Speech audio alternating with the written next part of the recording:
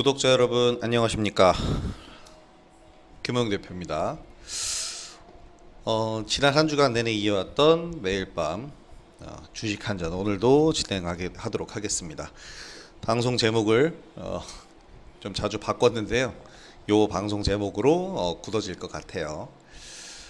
오늘 어떻게 시장 대응 잘 하셨는지 모르겠습니다. 우리 시장을 지금 어떻게 보면 전 세계 금융시장에서 가장 대장이 아닌가라고 평가를 하고 싶은 그 정도의 오늘도 강세 흐름을 보였는데요. 오늘 코스닥 지수 종합 주가 지수에서 코스닥 지수가 거의 이제 900포인트에 근접을 하게 되면서 역대 고점을 한번 찍어주지 않을까, 역대 고점을 한번 기록하지 않을까라는 기대감이 들 정도로 가파른 상승입니다. 지금 주봉을 보고 계신데요. 최저가가 419.55포인트, 3월 16일 코로나 1차 팬데믹이 벌어졌을 때 나왔었던 수치인데, 이때 이후로 지금 6개월간 아주 그냥 쉼없이 달리고 있는 그런 상황입니다. 잠시 쉬는 기간이 뭐 이 8월달 초반에 좀 있었다고 하지만 오히려 이 쉬는 구간을 발판 삼아서 지금 더 달리고 있는데요. 작년 1월 29일, 작년이 아니죠, 2018년이네요. 벌써 2018년에 만들었던 저 고점을 이번에는 정말 가능성이 있다라고 생각이 들긴 합니다만은, 언제나 전고점에 진입을 하는 구간에서는 개인 투자자로서는 항상 물량 줄이기에 돌입하셔야 된다는 점 명심하시고요. 미증시 혼조세와 달리 우리가 확실한 상승을 보여주는 것은 정말 지금 시중의 자금이 이 주식시장으로 모두 몰려왔기 때문입니다. 미증시의 혼조세는 지금 기술주를 중심으로 흔들기에 나서고 있기 때문에 미증시가 혼조세를 보이는 거고, 새로운 악재는 없습니다. 뭐 그렇다고 해서 호재가 뭐 더해지는 것도 아니지만 우리 시장 역시 마찬가지죠. 어떠한 호재가 있는 것은 아닙니다. 뉴스에서, 언론에서 계속 얘기하듯이 경제 상황은 지금 엉망입니다. 그런데도 주가가 이렇게 올라가고 있다는 것이 굉장히 역설적이다라고 보셔야 되겠고요. 이러한 상승 흐름이 멈추고 하락으로 전환될 땐 지금의 상승 속도와 마찬가지로 굉장히 빠르고 무서운 하락이 나올 수 있기 때문에 항상 주의를 깊이 하시기 바랍니다. 항상 부정적인 부분을 얘기 드리는 건 지금 시장이 오르고 있기 때문이고요. 하락을 하고 있을 때는 또 그에 반대로 긍정적인 멘트를 많이 드리고는 하는데, 조심해서 나쁠 것이 없다는 생각 저는 항상 지금도 하고 있습니다. 자, 어쨌든 걱정은 하되 강세장이고 지금의 좋은 상황을 눈뜨고 그냥 바라볼 필요는 없겠죠. 적극적으로 참여하십시오. 적극적으로 매매에 참여하면서 대신 확실한 리스크 관리만을 해주시기를 당부드리는 겁니다. 일단 오늘 우리 시장의 흐름을 본다면 시총 상위주 중심의 상승 흐름이 나왔는데요. 스몰캡 시장에서는 최근 움직이던 테마들이 서로 순환매하는 그런 양상이 나왔습니다. 얼마 전 지난 9월 9일일 겁니다. 지난 9월 9일에 나왔었던 아스트라제네카에 대한 소식이 오늘은 반대되는 소식이 나왔는데요. 지난 9월 9일 날 아스트라제네카가 심각한 부작용이 있다라는 얘기가 나오면서 임상 중단을 선언을 했습니다. 그때 관련주들이 급락을 했죠. 바로 요 날입니다. 제가 9월 9일 영상에 이에 대한 내용을 올려드렸었는데요. 이때 제가 했었던 얘기를 기억하시는 분들은 기억하실 거고요. 못 보신 분들은 한번 가서 어떤 얘기를 했는지 보셔도 괜찮습니다.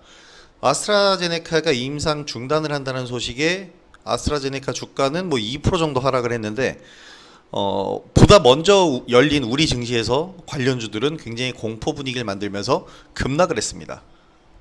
급락한 포인트, 일단 시가가 SK케미칼이 대장주인데 마이너스 13%로 시작을 했죠.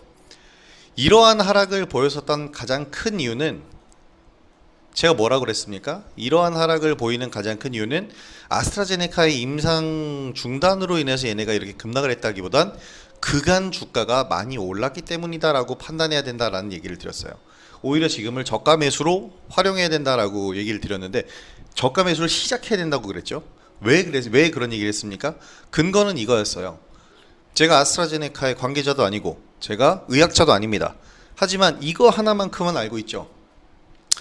백신 개발 과정에서 부작용이 나오는 것은 당연한 얘기입니다.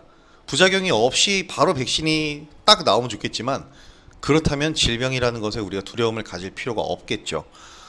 그리고 이런 부작용이 나왔을 때 그 사업을 그냥 덮고 연구를 덮어버리는 게 아니라 그 부작용을 해결하기 위해서 계속해서 연구를 더 집중해서 더 확실하게 그 보완을 해서 연구를 하게 되겠죠.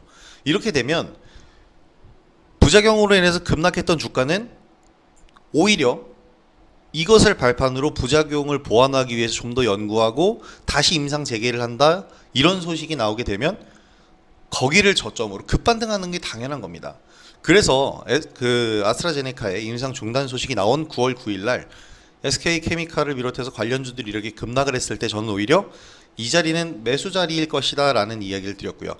오늘 자리가 불안하다면, 9월 9일 자리가 불안하다면 그 이후 흐름 보면서 매수 구간 잡아가도 늦지 않을 것이다 라는 이야기를 드렸습니다. 그리고 실질적으로 저는 진매트릭스에 대해서, 진매트릭스도 아스트라제네카 관련주입니다. 오히려 추가를 잡아봐야 된다. 그래서 그 소식이 나온 다음 날 바로 매수를 하기 시작을 했는데요. 오늘 아쉽게 제가 목표로 한 가격에 도달을 하지는 못했어요. 제가 목표로 했었던 가격은 18,000원대 이상권인데 시가 부근에서 고가를 17,800원 잡고 좀 밀렸는데 저는 추가적인 상승이 충분히 가능하다. 물론 앞으로 주가의 부침은 있겠지만 여기서 오히려 바닥 따지기가 이루어진다면 새로운 시세가 나올 수도 있다라는 그런 생각을 좀 하고 있습니다. 일단 이 보완을 해서 연구가 지속하게 되고 지금 임상 재개를 한다라는 얘기가 역시 예상대로 나왔는데요. 글로벌 임상이 아닙니다. 영국 안에서만 이제 임상을 진행을 한다고 하는데요. 글로벌 임상으로 확대가 된다면 주가 탄력은 한 번 더 받을 수 있을 거고요. 물론 아직은 호재와 악재가 뒤엉킬 수 있는 시점이기 때문에 단기 트레이딩용으로만 보시는 게 안전할 것 같습니다. 자, 그리고 오늘 움직인 주요 섹터 중에 하나가 제가 최근에 계속 강조하고 있는 부분이죠. 그린 뉴딜 관련주들입니다. 그린 뉴딜 관련주들 중에서 오늘은 이제 수소차 관련주들이 강세 흐름을 보였는데요. 토요일 영상에서도 강조를 드렸죠. 수소차 섹터를 봐야 된다. 늦지막히 움직이는 풍력 섹터도 봐야 되겠지만 지금은 수소차 섹터를 봐야 된다라는 얘기를 계속 드렸는데요. 이유 중에는 그게 있었습니다. 니콜라와 테슬라, 미국의 수소차와 전기차의 양대 산맥인데요. 테슬라 주가가 날아가고 있는데 뭐 최근 조정이 있죠. 니콜라 주가도 날아가고 있다가 최근 조정을 받았는데 이유가 다릅니다. 니콜라, 수소차는 지금 니콜라는 사기꾼이다라는 이런 얘기가 계속 나오면서 안 좋은 이미지가 굉장히 안 좋게 바뀌면서 급락을 하고 있는 그런 과정인데요. 우리 시장 수소차 관련주들이 영향을 당연히 받겠죠. 그런데 저는 이 영향을 받는 그 구간도 역시 매수 포인트라고 봅니다. 왜냐하면 수소는 지금 현 문재인 정부의 경제 정책에서 가장 첫 번째 프로젝트였습니다. 이 첫 번째 프로젝트가 나왔는데 아쉽게도 그때 당시 평창 동계올림픽에 넥소를 데뷔를 시켰죠. 평창 동계올림픽의 주인공은 원래는 수소차 넥소였습니다. 그런데 북한이 참여를 하기로 하면서 갑자기 넥소에서 북한으로 주인공이 바뀌었죠. 그리고 그 이후로 1년 넘게 경협주, 북한 관련된 이슈만 계속해서 나와서 수소차가 한 1년간 완전히 죽어버렸던 때가 있습니다. 시세가. 그게 이제 평창 동계올림픽 2018년 때인데요. 굉장히 아쉬웠습니다. 이제 저도 그때 한창 매매를 하다가 마지막으로 다 정리하고 나왔었던 기억이 있는데요. 지금 시즌2입니다. 수소차 시즌2예요. 그때 당시 현대차와의 약속이 있고요. 그리고 현대차와 정부의 약속 말고도 현대차가 공표한 약속이 있습니다. 이제 그 부분들을 실행에 옮길 때가 됐고요. 실질적으로 2년의 시간이 지나는 동안 기반이 많이 다져졌습니다. 물론 수소차의 인프라가 많이 확충된 건 아니지만 각 부품사들마다 수소차 관련 이 부품들을 납품을 하는 계약을 하고 이렇게 되면서 서서히 만들어지게 됐는데요. 오늘 대장주로 움직인 것은 GMB 코리아와 EM 코리아입니다. 근데 이제 제가 여러분들에게 말씀드린 부분은 기존 대장주였던 JNK터를 말씀드렸죠. JNK터도 오늘 시세가 나왔는데요. 기대보다는 좀 실망이 좀 컸던 시세이긴 합니다. 오늘 어쨌든 한번 수익 실현할 수 있는 구간이 나왔었는데 매도가 못 나가신 분들도 있지만 추가적인 상승이 충분히 가능합니다. 그래서 저는 JNK 앞으로도 계속해서 관심을 가져야 된다고 보고요. 그 다음 제가 여러 이제 새로운 차세대 주자로 소개해드린 종목들이 이제 모토닉과 같은 종목인데 역시 오늘 상승 흐름이 어느 정도 나와주면서 좋은 흐름 아직까지 충분히 이어가고 있습니다. 모토닉도 오늘 아쉽게 목표가는 안 왔고요. DK락 같은 경우에도 현대차와 부품 계약 맺었다고 했죠. 이 종목은 뭐 아직까지도 계속 순항 중이긴 한데 추가적인 상승은 충분히 가능할 것 같고요. 제가 시세 대장주 최근 시세 대장주로 소개해드린 종목이 에코바이오입니다. 여기에 수소 충전소 관련주로 효성중공업도 관련주로 이건 수소 스테이션 수소 충전소 관련주입니다. 관련주로서 흐름 지금 현재 상승 흐름이 진행이 되고 있고요. 이틀 전에 나왔었던 요 윗꼬리 부분이 부정적인 부분이 아닙니다. 여기에 있는 이 윗꼬리 나온 물량들을 오히려 소화해 주는 그런 부분이 될 수 있기 때문에 추가적인 상승 흐름도 기대해 볼 수 있는 자리다라고 보시면 되겠습니다. 자, 그리고 오늘 코로나19 관련주들은 큰 특징은 없었는데요. 진단키트 쪽에서 드림텍이 한번 강렬하게 움직였고 나머지 부분들은 좀 잠잠했습니다. 드림텍의 경우에는 전자코로 인해서 좀 더 빠르고 쉬운 이제 코로나 진단 키트다라는 평가를 받으면서 유럽에서 승인을 받았는데요. 이런 내용들 때문에 주가 상승 나왔고요. 지난 8월 중순쯤에 나왔었던 대주주 홍콩 주재 대주주들 홍콩 법인이 대주주 물량 그러니까 대주주였는데 그 물량을 장외에서 바스켓 매매로 매도를 하게 되면서 주가가 급락이 한번 나왔었죠. 그걸 지금 다 회복했다라고 보시면 되겠습니다. 자, 이 외에 이제 오늘 시장 그리고 앞으로 시장의 특징을 좀 예상을 해보면요. 오늘 시장에서 가장 큰 특징은 카카오 게임즈의 상승 제동이다라고 보시면 되겠습니다. 상장 첫날 따상을 기록했고 그 다음날 점상을 기록했고 오늘 갭상승에는 성공했으나 음봉이 도톰하게 나왔습니다. 거래량도 터졌는데요. 이 모습으로 인해서 지금 상한가에 쌓여있던 잔량의 자금이 풀리게 되면서 다른 종목군으로 이 자금이 유입됐다라고 보실 수가 있을 것 같아요. 근데 여기서 중요한 점은 지난 과거, 즉 SK바이오팜 때를 잘 생각해 볼 필요가 있는데요. SK바이오팜 상장 이후에 잠시 제동이 걸렸었던 종목 SK케미칼입니다. 뭐 앞에 차트를 봤지만 다시 한번 보여드리면 SK바이오팜이 7월에 상장을 하고 나서 연달아 상한가를 달리다가 7월 7일 이후에 뭐 계속해서 조정을 받고 있는데요. 주가가 부침이 있고 쌍바닥을 만들려고 하는 상황이죠. 요 7월 7일 이 부근에서 오히려 SK케미칼은 이 SK바이오팜이 상장하고 나서 여기죠.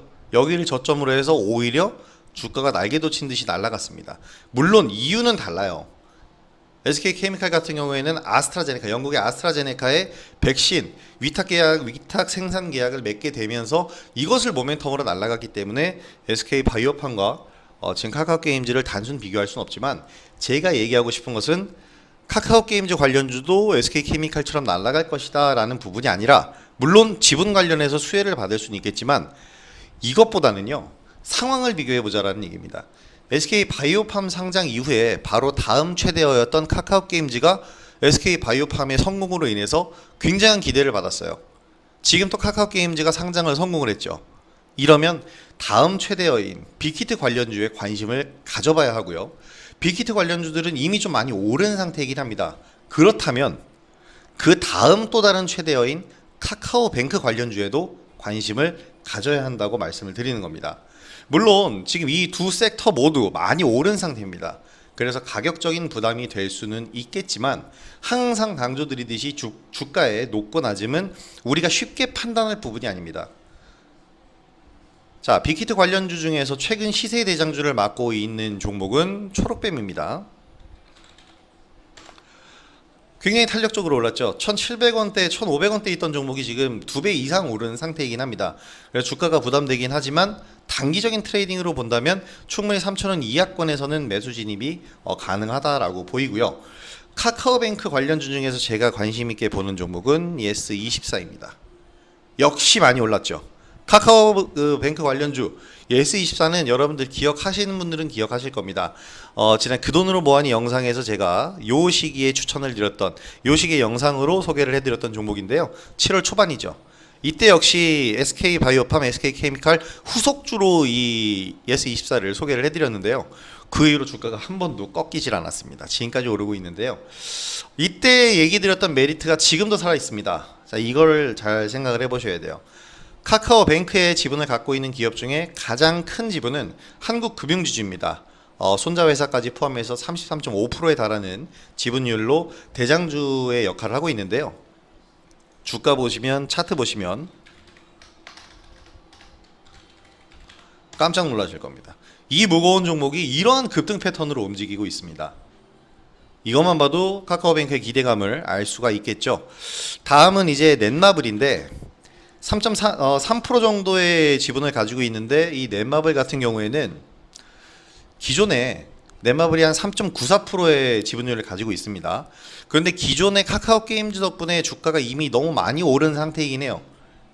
카카오뱅크의 수혜를 받기 위해서 또 빅히트엔터에도 지금 지분이 있기 때문에 빅히트엔터 관련주로서도 움직이기 위해선 지금 추가적인 조정이 조금 더 필요하다라고 볼 수가 있겠고요. 넷마블 이후에 제가 기대하는 게 바로 예스24인데, 이유는 예스24는 1.9% 정도, 1.97%, 약 2% 정도 가량의 지분을 가지고 있는 기업입니다. 카카오뱅크의 지분을 가지고 있는 건데요. 지금 카카오뱅크 시가총액이 8.9조 원 정도로 평가가 된다고 합니다. 이 금액으로 단순 계산을 해보면 대략 지분 가치가 1,800억 가까이 달하는 금액이 나옵니다. 그런데 현재 예스24의 시가총액이 최근 급등으로 인해서 2,250억이 됐지만, 이 최근 급등한 부분을 반영을 하더라도 지분가치 1,800억, 카카오뱅크의 지분가치 1,800억은 어마어마한 금액입니다. 시가총액에 육박하는 상당한 금액인데요. 카카오뱅크가 상장을 내년을 목표로 하고 아직 IPO가 확실하게 들어가지 않았다는 점을 감안을 한다면, 지금부터 조정을 받는 눌린 구간에서 내년까지 목표로 보고 천천히 매수해 두는 것도 매력적인 전략이 될 것이라고 봅니다. 자, 여기까지 오늘 제가 준비한 순서는 모두 말씀을 드렸고요. 구독자 여러분들 오늘도 구독해 주셔서 정말 감사하고요. 또 처음 이 영상을 보시는 분들 구독하기와 좋아요 잘 꼭 좀 부탁드리겠습니다. 자, 다음에도 더 좋은 영상, 양질의 정보로 찾아오도록 하겠습니다. 내일 영상에서 뵙도록 하죠. 수고하셨습니다. 편안한 저녁 되시고요. 내일도 성투하시기 바랍니다. 감사합니다.